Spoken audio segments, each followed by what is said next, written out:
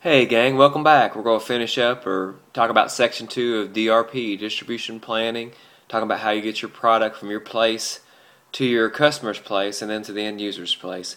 We are going to look more at the grids. I don't know if you guys remember from the basics, the MRP grids. There'll be some calculations, just some simple math, but you're going to have to know how to work these grids inside and outside. So hope you enjoy that type of work. Once you get one grid, you pretty much, you understand most of them. There's some little tricks here and there, but a lot of problems, a lot of stuff. Probably going to have to post some stuff for you guys to look at some problem answers, and hopefully that'll work out okay. Let's just dig in. If you get your books open, let's talk about DRP. Well, what is DRP? Well, it talks about distribution inventory. When it's kind of like MRP, but it's when, where, how much inventory you need at your location. So at your satellite warehouses or your regional distribution warehouses, how much inventory do you need at those places? So maybe it's outside the scope of your all's business a little bit, but a lot of companies are in the distribution environment, and it's important to know how they get product from them to their customers in the Apex world. So anyway, talk about logistics, resource requirements planning. That is higher level capacity planning. So we're talking about planning in families. So say you wanted to budget your labor for your warehouses, your satellite warehouses. You might look at the family level. You might look at how much space you're going to need, that kind of stuff, and logistics resource planning. So it's higher level planning. Now distribution requirements planning is by part number. It's end item units. It's forecasting what are you going to need right now. It's like MRP, but it's DRP. So it's you got a forecast and or a firm order and use that for DRP. So that's what's a little bit lower level. DRP is lower level in the logistics resource requirements planning. So we'll talk about forecast by allocation, and what that means is you have a high-level forecast. Maybe it's at headquarters, and headquarters will allocate that forecast to each distribution center. So it's a very centralized forecast coming from headquarters, or a higher level. Maybe it's your regional warehouse that's forecasting their satellite warehouse, but forecasting by allocation. Central supply controls everything in allocation. Now, forecast by aggregation is just the reverse. It's where you get your demand from the closest level to your customers. You may get it from your satellite warehouses. The point where actually you make contact with the customer, that's where the demand forecasts are coming from, and it's filtered up through your organization until it gets up to headquarters. So that's forecasting by aggregation. The book gives a couple examples, and some objectives of basic planning. You want to provide, of course, high customer service level. You want to keep your inventory as low as possible and minimize your operating costs. So, and how do you do that? Well, you might use, you guys remember economic order quantity. You use safety stocks, lead time management. So those type of things you would use. Now, in a distribution requirements planning system, a forecast accuracy is paramount, right? You're mostly distributing your product through forecasts. Bad forecasts, pile up of inventory. Bad forecasts, no inventory. Those type of things happen, and it kind of throws a kink in your whole system. So anyway, we talk about push versus pull system. Pull system is where the customer actually pulls the demand. So it's a decentralized type, maybe a forecast by aggregation. That's more of a pull system at the warehouse level, using a min-max system mostly, and it's each individual location would make their forecast. Whereas a push system is a centralized forecast by headquarters, and it's an allocation system. So that's what we're talking about there. You have a central planner, who may be in charge of forecasting for the whole company and whole warehousing system. So that's a push system. So now the book gives you a pull system reorder point example,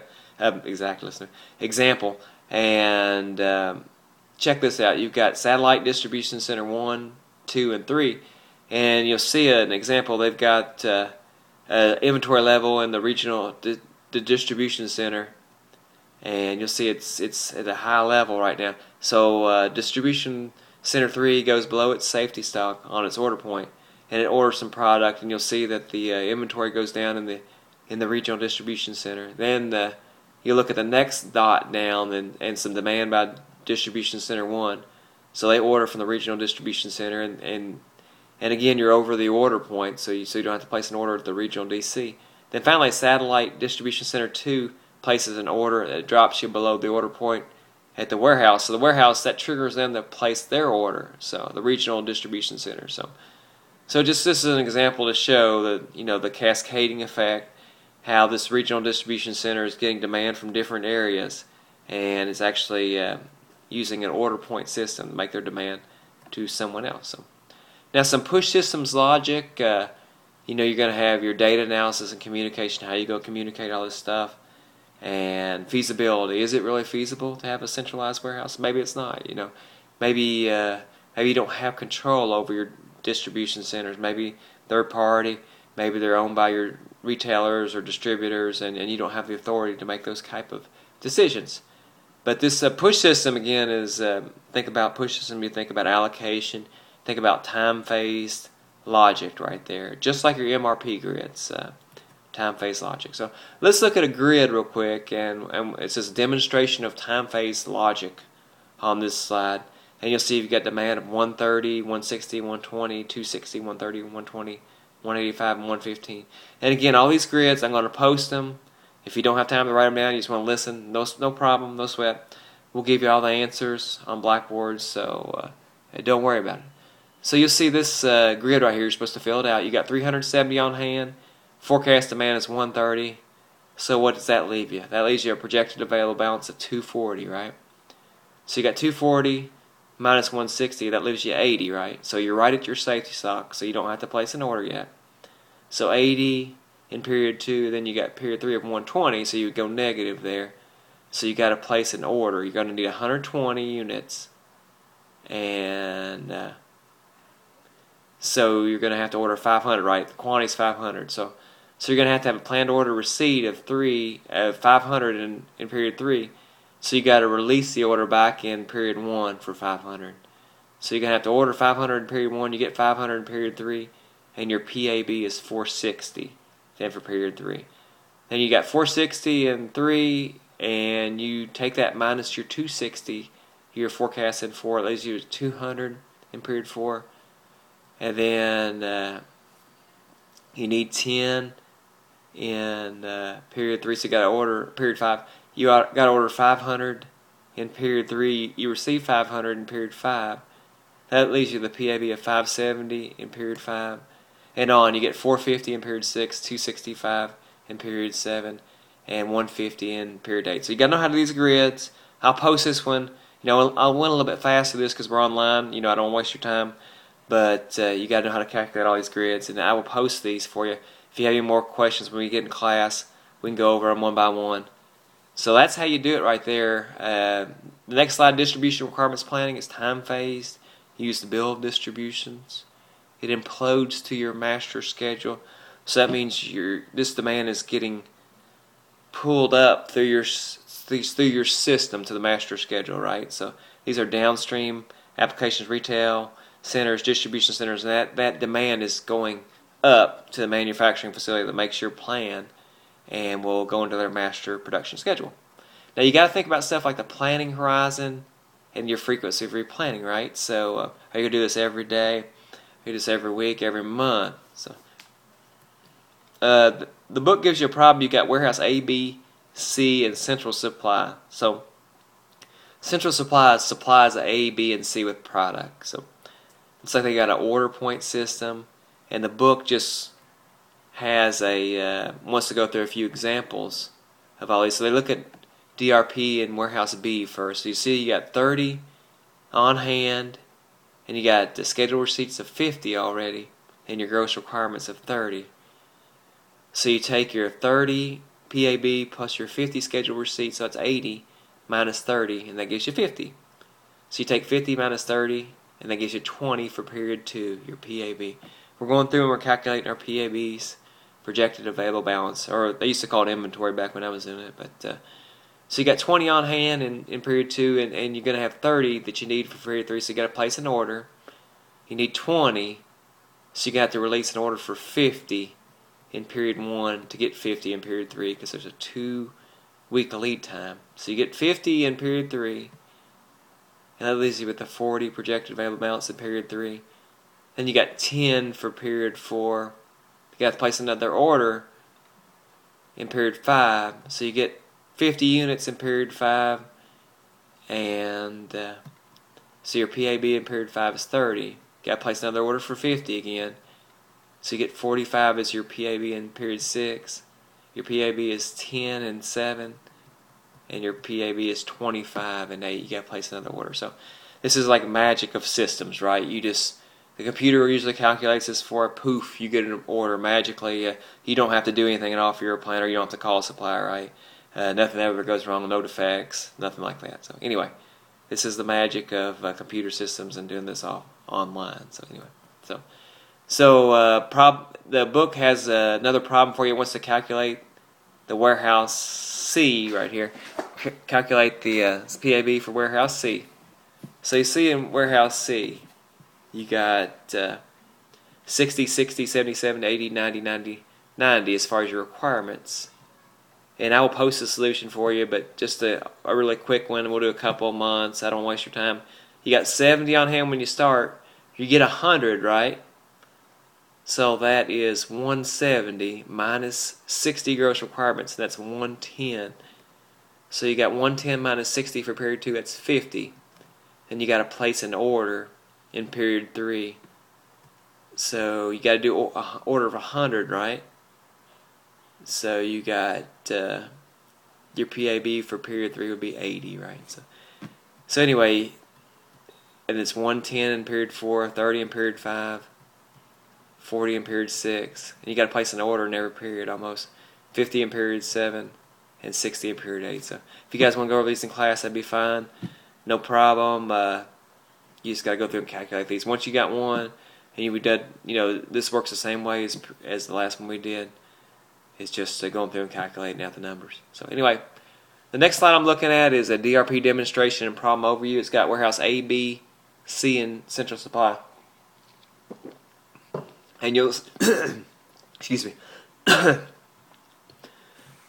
you'll see you've got 100 lot size quantity at A, 50 at B, and 100 at C. Central supply is 300. So you'll see all these safety stocks, and you'll see that the planned order releases in each warehouse, A, B, and C, are the gross requirements in central supply. So if you add up planned order release in period 1 in warehouse A, it's 100, and you plus that by 50, that's period 1 in warehouse B, and you plus it by 100, week 1 in warehouse C, so you got 100 plus 50 is 150. That's 250. That's your gross requirements for central supply, because central supply is pulling in all that demand from warehouse A, B, and C. So that's how you get those numbers right there. It's a sum of the planned order releases from warehouse A, B, and C determine the central supply for a central warehouse. So there's a problem 4.6 about the central supply. We can go over this. I can give you the PABs real quick, and we can look at these in class if you want, and I'll post the answers. You got the PAB for period 1 is 300, period 2 is 100, period 3 250, period 4 100, period 5 is 200, period 6 is 250, period 7 is 150, period 8 is 150. So go through and calculate those if you want, and those are just giving you the answers in case you're curious, and you can look at these answers. So anyway, now the book has something called Supporting a Sales Promotion, and just look at this just before you dig into it. Look at this warehouse right here. You got a forecast requirements of 20, 20, 20, 20. Then it goes up to 40, 40, 30, 30. So they got some kind of sales promotion. Demand's going to go up. And then the book asks you a couple questions about this. What is the available supply at period 1? So look at period 1. You got 27 projected available balance, and you've got 20 in transit. So you can count that. That's 47 units minus your 20 is 27. So that's the answer, right? You got 27 right there, projected available balance. So that's the what is the ending P1? Okay, and it says in period 2 is the projected available balance of 7. Okay, that's the next question. Well, your safety stock is 5, so if you have 7, that's perfectly fine. You don't have to have any more than 7 to cover that demand. So anyway, I'll read out the calculated the same way. The same projected available balance is 27 period 1, 7 for period 2, 7 period 3, 7 period 4, 7 period 5, 7 period 6, 17 period 7, 7 period 8, 17 period 9, and 7 in period 10. So go through and calculate those. And a lot of times on tests they'll just have like a missing blank. Fill in this PAB. They like to do that. So anyway, the book has another question. There's a packaging line that mirrors that warehouse. So you'll see that the planned order release for the warehouse is the gross requirements for the packaging line. So you see the planned order release in period 2 for the warehouse is 20, and that equates to 20 gross requirements packaging line. And you'll see that same way it goes 20, 20, 40, 40, 40, 20, 20. That's the planned order releases in the warehouse, and that is also the gross requirements for the packaging line. Now the book asks which rule did this violate. So you go through and you calculate, you fill in all these blanks, and you'll see after you calculate everything in that they have to the safety stock is 0 on this packaging line, but you'll see that they're ordering ahead of their safety stock and higher than lot for lot. So they're building up some extra inventory to ordering a little bit extra so that they can ramp up this demand. And they're not just building exactly what they need. So that's the answer to that question right there. That's the rule they broke. But hey, who cares about that, right? They didn't run out of material. They satisfied they had to build a little bit ahead, but no problem, right? They ramped up and they were able to meet demand here. So now the book talks about the allocation of shortages. That's the next one, and this one is say you're at Central Warehouse. You've got all these places around the world, and you want to be fair to everybody out in the world. So you want everybody to run out of material at the same exact time. So in this example, you got 225 in Memphis. You got 195 in inventory in the warehouses. 225 in Memphis, 195 in the warehouses. That's 420 minus your safety stock, because you got to keep that safety stock on hand. That's 360 units divided by your 40, right? Because 40 is your daily usage. And that gives you what? That gives you 9 days on hand, 9 days supply. So you go through and you fill in the bottom chart, and you multiply everything out by 9,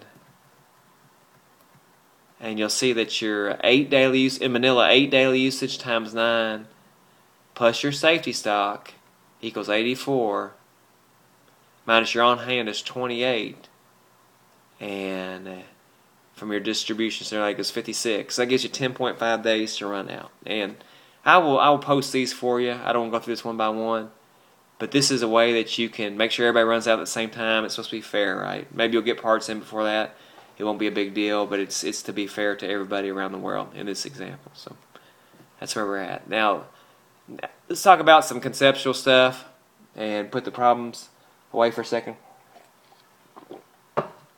At the DRP, at the product family level, channel demand, at the product level, so you're not talking about end items here, that equates to your sales and operation planning. It's your logistics resource requirements plan. That equates to sales and operations plan. Higher level plan, family plan. At the item level, we got master production scheduling, your MPS.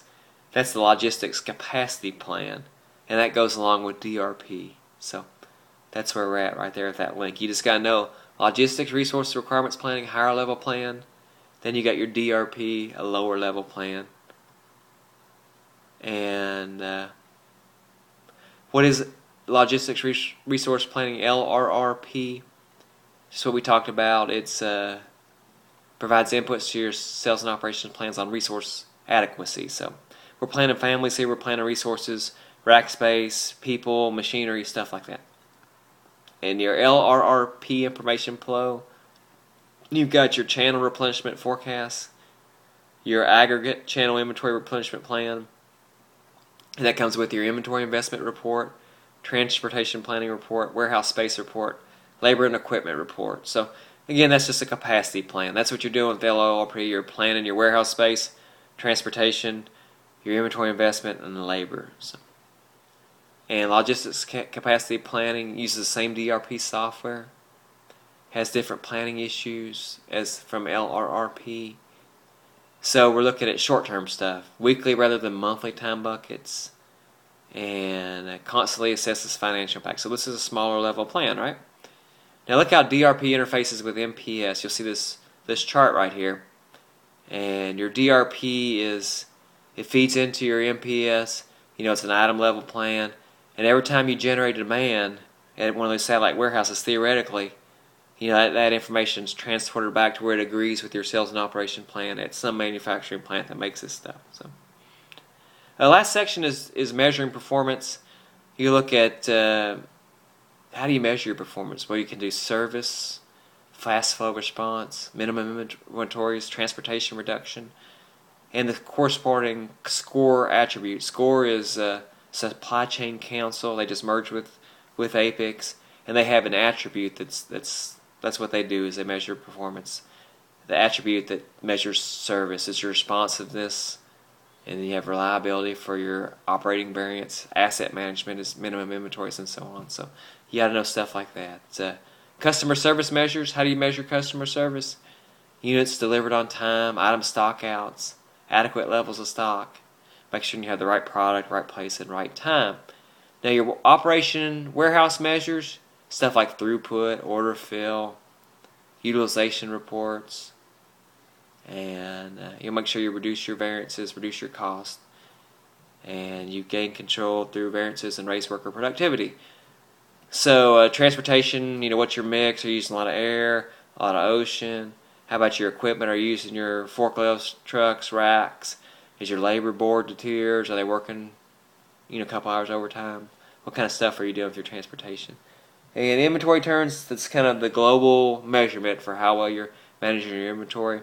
Cost of goods sold over average inventory value. If you don't know that, you got to know that for an exam. It's a question they'll probably ask. Your cash-to-cash cycle time is inventory days of supply plus your days outstanding, minus your days payable. So that's what that is. So I went through this pretty fast. Hope you guys are okay with that. We can go through some problems at class. I'll post all these problems. You got to know how to do the grids. You got to know them. You got to know them. You got to know them. Once you get one grid done and you understand it from head to toe, hey, it's almost no need to do any more, because once you get it, you got it, right? So, but if you have trouble on the grids, it's hard to go on to the next step. So anyway, good luck with that. I'm here for you guys. Have any emails, let me know, and I will post some of these answers, and hope you're having a good week, and I will talk to you later. Thank you.